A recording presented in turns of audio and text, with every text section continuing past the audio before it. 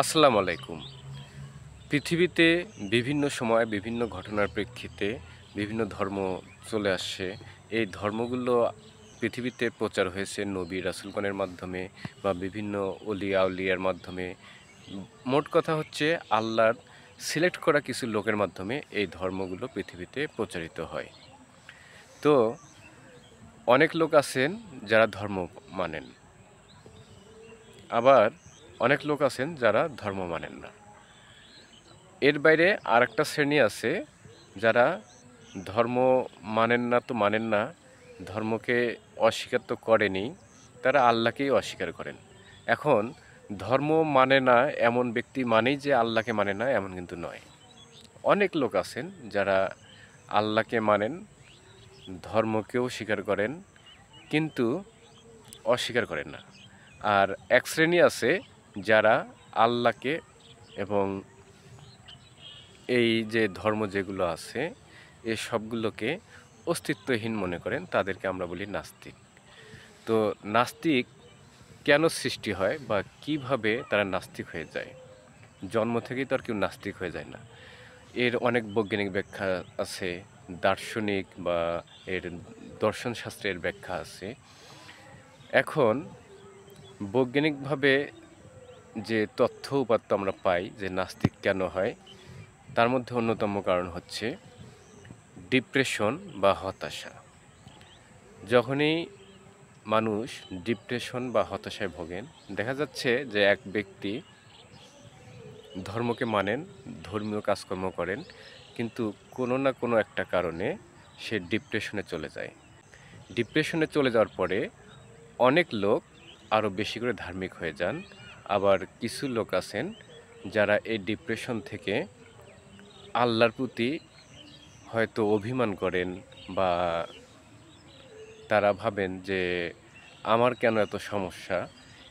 এই ধরনের ডিপ্রেশন থেকে আল্লাহকে অস্বীকার করেন অভিমানে, তখন তারা নাস্তিক হয়ে যায়। নাস্তিকতার মধ্যে তারা মানসিক প্রশান্তি খোঁজে।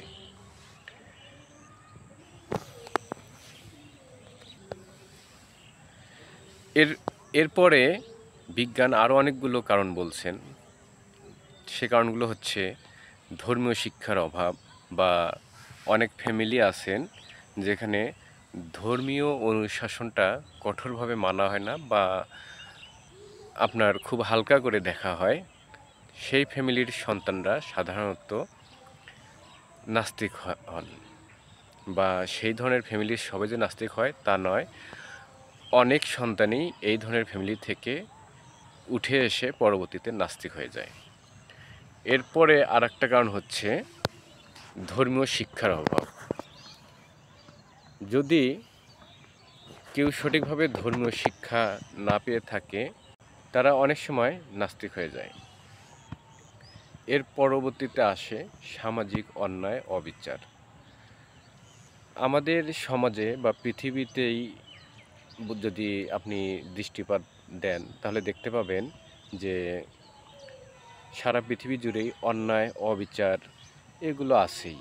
তো অনেকেই আছেন হয়তোবা সে কোমল হৃদয়ের অধিকারী, কিন্তু এই সব অন্যায় বা অবিচারের প্রতিকার যখন দেখেন না, তখন হয়ে যায় সে মানসিকভাবে হতাশার মধ্যে চলে যায় বা ভাবে যে আল্লাহ কি এসব দেখেন না। এই ধরনের মনোভাব থেকে পরবর্তীতে তারা নাস্তিকে রূপান্তরিত হয়। এরপরে আরেকটা কারণ আছে, সেই কারণটা হচ্ছে অনেকে ইচ্ছাকৃতভাবে বা বিভিন্ন অর্থনৈতিক প্রলোভনে পড়ে বা বিভিন্ন আশ্বাসের প্রেক্ষিতে নাস্তিক হয়, এবং এরা এই জিনিসগুলো প্রচার করতে থাকে যে পৃথিবীতে ধর্ম বা আল্লাহ বা সৃষ্টিকর্তা এই সব হচ্ছে অস্তিত্বহীন, এগুলো বানোয়াট বা কাল্পনিক। আর একটা শ্রেণী আছে বিজ্ঞানের মতে, সে শ্রেণী হচ্ছে এরা মেধাবী এবং তারা সবসময় নতুনকে জানার ইচ্ছে করে বা রহস্য উন্মোচন করতে চায়, কিন্তু তাদের আবার সঠিক ধর্মীয় জ্ঞান থাকে না, সঠিক যখন ধর্মীয় জ্ঞান থাকে না বা ধর্মীয় শিক্ষা থাকে না, তারা যে জানতে ইচ্ছে করে যে আল্লাহ কী বা আল্লাহ কীভাবে আসলো বা ধর্ম কী, এগুলো গভীরভাবে অনুধাবন করে না, কারণ ওই শিক্ষাটাই তাদের মধ্যে নাই। ধর্মীয় শিক্ষা নাই, কিন্তু তারা জানতে চায় যে আল্লাহ কী বা আল্লাহ কীভাবে আসলো, ধর্ম কী, ধর্ম কীভাবে আসলো, বা এই বিষয়গুলো তারা যখন চর্চা করতে চায়, তাদের মধ্যে আবার ধর্মীয় জ্ঞান প্রপারভাবে থাকে না। তখন তারা ভেবে নেয় যে আল্লাহ নাই এবং আল্লাহকে অস্বীকার করে। পরবর্তীতে তারা হয়ে যায় নাস্তিক। তো এই ছিল আজকের বিষয়, যে বৈজ্ঞানিকভাবে বা বৈজ্ঞানিক এবং দার্শনিক মতবাদে কীভাবে নাস্তিকতার সৃষ্টি হয়।